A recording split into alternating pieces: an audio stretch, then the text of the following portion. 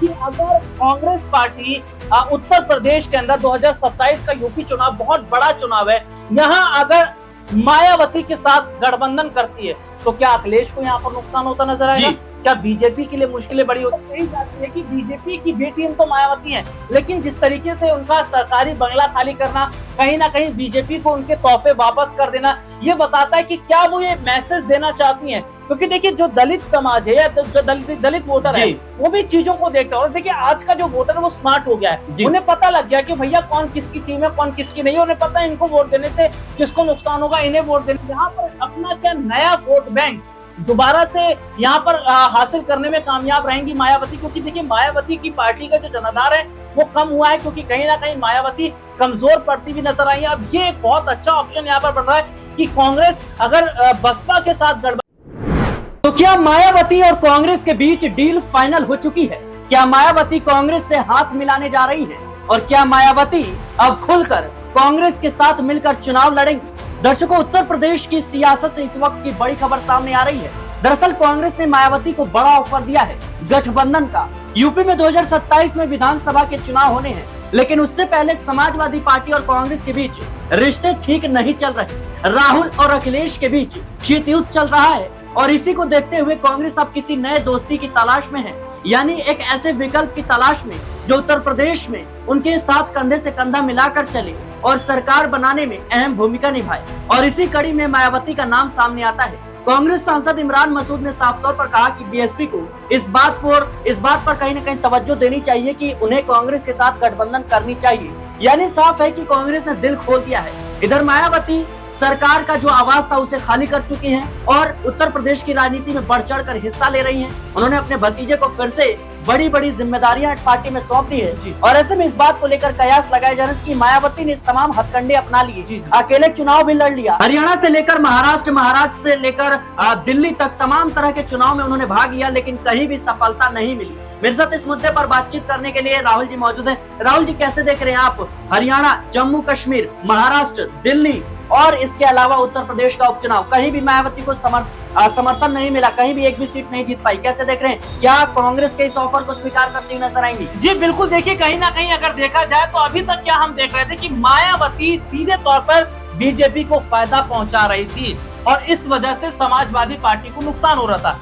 लेकिन अब यहाँ पर यह सवाल हो जाता है कि क्या मायावती और कांग्रेस पार्टी के अब ताल्लुकात हैं, क्या वो मिलने वाले हैं, क्या इनके गठबंधन होने वाले? और सबसे बड़ी बात इमरान मसूद का आप जिक्र कर रहे हैं कि क्या इमरान मसूद ने कहा कि बसपा को सोचना चाहिए। और यहाँ पर एक चीज आप देखिएगा कि क्या बड़ी वजह है कि आखिरकार उत्तर प्रदेश में समाजवादी पार्टी और जो कांग्रेस पार्टी एक साथ मिलकर जो चुनाव लड़ रही थी और चुनाव इन्होंने लड़ा भी। लोकसभा चुनाव के दौरान हम देखते हैं कि यही दो लड़के अखिलेश और राहुल किस तरीके से इन्होंने यूपी की तस्वीर बदल दी। लेकिन अभी हाल ही में आप उपचुनाव के अंदर देखिए कि सीट शेयरिंग को लेकर मसला फंस रहा था। कांग्रेस भी सीटें चाह रही थी, लेकिन कहीं ना कहीं कांग्रेस ने सीटें छोड़ दी और समाजवादी पार्टी लड़ती नजर आई। लेकिन बार बार तो ऐसा नहीं हो पाएगा। तो अब ये देखा जा रहा है कि क्या समाजवादी पार्टी और कांग्रेस पार्टी के जो रिश्ते हैं वो खराब हो रहे हैं। इसको इस तरीके से भी आप समझिए, आप दिल्ली की बात कर रहे हैं, भारत की राजधानी है दिल्ली, और दिल्ली में हाल ही में जब विधानसभा के चुनाव हुए तो इकरा हसन चौधरी जो समाजवादी पार्टी की सांसद है वो कांग्रेस के लिए प्रचार करने नहीं आती हैं, वो प्रचार करने आती हैं आम आदमी पार्टी के लिए। अखिलेश ट्वीट करते हैं आम आदमी पार्टी के लिए। तो ये तो सीधा संकेत है कि भैया कांग्रेस को छोड़कर ये आम आदमी पार्टी की तरफ जा रहे हैं। तो कहीं ना कहीं कांग्रेस भी अपना रास्ता तलाश रही है और बसपा सुप्रीमो मायावती के साथ आने की बात करें। देखिए बसपा की स्थिति भी फिलहाल ठीक नहीं चल रही है, क्योंकि आकाश आनंद का जिक्र हम कर लेते हैं। पहले पार्टी से बाहर निकाल दिया, फिर आकाश आनंद को दोबारा जिम्मेदारी देने की जो बात है, ये तमाम चीजें बताती हैं कि क्या अगर कांग्रेस और बसपा एक साथ मिलकर चुनाव लड़ती है तो उत्तर प्रदेश की तस्वीर को क्या वो पलटते नजर आएंगे? और देखिए बसपा की अगर मैं बात करूं, बहुत पुरानी पार्टी है और मायावती कितने समय तक उत्तर प्रदेश में मुख्यमंत्री रही है वो बात अलग है कि बीते कुछ समय से हम देख रहे हैं कि जो बसपा का जनाधार है वो लगातार गिरता चला गया और कहीं ना कहीं चंद्रशेखर आजाद रावण जो नगीना से सांसद है उन्होंने कहीं ना कहीं दलित वोट बैंक पर अपनी जो है वो पकड़ को मजबूत किया। लेकिन एक सवाल ये हो जाता है कि अगर कांग्रेस पार्टी उत्तर प्रदेश के अंदर 2027 का यूपी चुनाव बहुत बड़ा चुनाव है, यहाँ अगर मायावती के साथ गठबंधन करती है तो क्या अखिलेश को यहाँ पर नुकसान होता नजर आएगा?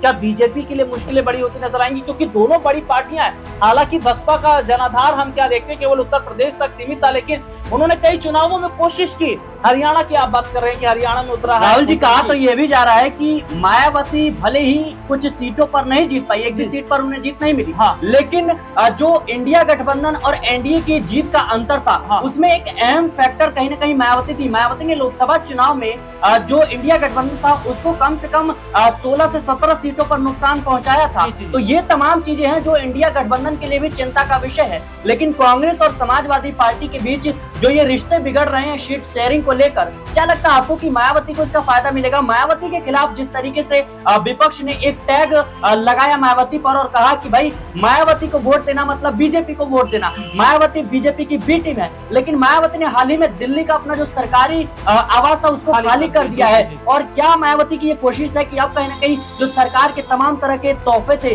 उसको कह सकते हैं कि लौटा करके अब वो नए सिरे से अपनी राजनीति की शुरुआत करने की फिराक में है? जी बिल्कुल, देखिए जिस तरीके से बी टीम का आप जिक्र कर रहे हैं कि ये बात सच ही है, क्योंकि अभी तक हम देखते हैं कि उत्तर प्रदेश में जो चुनाव अभी हुए हैं हाल ही में, देखिए चाहे मैं उपचुनाव का जिक्र करूं, उपचुनाव में भी हम क्या देखते हैं कि बसपा ने बहुत बड़े हद तक सपोर्ट जो है वो बीजेपी को किया है।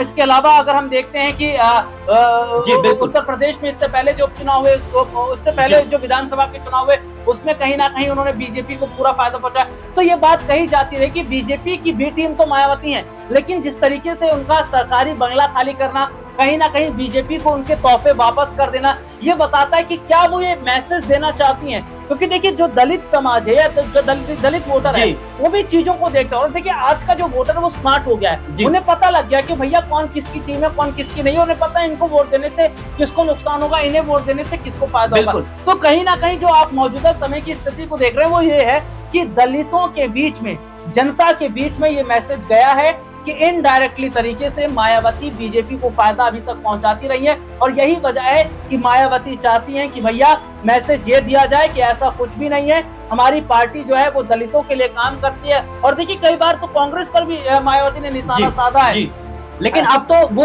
लगातार कहीं ना कहीं भारतीय जनता पार्टी के खिलाफ मुखरता से नजर आ रही है। पहले जिन मुद्दों पर वो चुप रहती थी खुलकर सामने आ रही है। कांग्रेस के खिलाफ उनकी नरमी देखी जा रही है। क्या लगता है आपको कि जो कांग्रेस ने ये ऑफर दिया है ये बड़े ही कह सकते सोच समझ कर दिया गया है और कहीं ना कहीं इससे सीधा नुकसान अखिलेश यादव पर है? जी बिल्कुल हो सकता है, क्योंकि देखिए अगर हम दलित वोट की बात करते हैं तो उत्तर प्रदेश में जो दलित वोट है उसका भी अच्छा खासा यहाँ पर जो सिनेरियो है वो दिखाई देता है। इसके अलावा हम यहाँ पर देखते हैं कि जो मुस्लिम वोट है उसका अच्छा खासा सिनेरियो नजर आता है। और यही वजह है कि समाजवादी पार्टी ने देखिए जो पीडीए का अपना एक नारा तय किया है, यानी कि पिछड़ा, दलित और आदिवासी, ये यानी कि सबको साथ लेकर चलने की। और देखिए दलितों की अगर मैं बात करूं तो बीच में मायावती ये कहती रही हैं कि भैया जो समाजवादी पार्टी आज दलितों की बात कर रही है, उनकी सरकार में दलितों को कितना आरक्षण किया गया, उनकी सरकार में दलितों की क्या स्थिति थी। तो यहाँ पर ये देखा जा रहा है कि जब चुनाव का वक्त आता है तभी अखिलेश यादव को दलितों की याद आती है।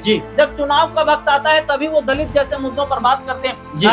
रामजी लाल जो उनकी पार्टी के थे उन पर जो हमला किया गया, तो यहाँ पर ये सीधे तौर पर देखा जा रहा है कि मायावती ये संदेश दे चुकी है कि भैया समाजवादी पार्टी पर भरोसा मत कीजिए, ये केवल आपको गुमराह कर रही। तो यहाँ पर अपना क्या नया वोट बैंक दोबारा से यहाँ पर हासिल करने में कामयाब रहेंगी मायावती, क्योंकि देखिए मायावती की पार्टी का जो जनाधार है वो कम हुआ है, क्योंकि कहीं ना कहीं मायावती कमजोर पड़ती भी नजर आई है। अब ये एक बहुत अच्छा ऑप्शन यहाँ पर बन रहा है कि कांग्रेस अगर बसपा के साथ गठबंधन करती तो कहीं ना कहीं बीजेपी और सपा का खेल बिगाड़ती नजर आएगी। जाहिर सी बात है दर्शकों, उत्तर प्रदेश में 2027 के विधानसभा चुनाव की तैयारियां जोरों पर है और समाजवादी पार्टी हो या फिर कांग्रेस, दोनों ही मिलकर चुनाव लड़ने की बात कह रहे थे। लेकिन अब जो स्थिति है वो काफी ज्यादा नाजुक बनी हुई है। समाजवादी पार्टी चाहती है कि ज्यादा से ज्यादा सीटों पर चुनाव लड़ा जाए, तो वहीं कांग्रेस पार्टी बिल्कुल भी समझौता करने के मूड में नहीं नजर आ रही। कांग्रेस पार्टी दूसरे विकल्प की तलाश में भी है और यही वो बड़ा कारण है कि कहीं ना कहीं इमरान मसूद ने सीधे तौर पर मायावती को ये ऑफर दे दिया है